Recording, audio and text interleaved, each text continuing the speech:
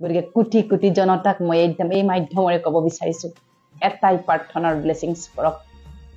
হে পৰম পবিত্ৰ আত্মা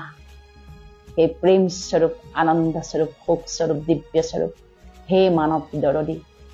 হে গীতৰ সম্ৰাট হে সৃষ্টি ৰজা প্ৰকৃতি ৰজা এইবাৰ তুমি যি কায়া লৈ আহিবা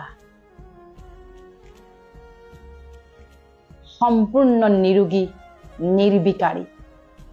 সৰ্বগুণ সম্পন্ন আৰু এক দীঘল আয়ুস ৰেখালৈ তুমি নতুন শৰীৰত অৱতীৰ্ণ হবা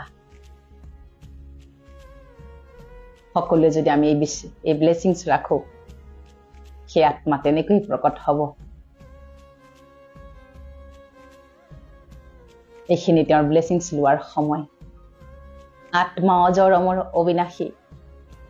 আত্মাই কেৱল এই ড্ৰেছটো চেঞ্জ কৰে ড্ৰেছ মানে শৰীৰ আৰু এড্ৰেছ চেঞ্জ কৰে মানে নিজৰ ঠিকনা চেঞ্জ কৰে তেওঁ পুণ্য আত্মা পবিত্ৰ আত্মা পুণ্য আৰু পবিত্ৰ আত্মা সদায় পাব্লিকৰ বাবে জন্ম হয়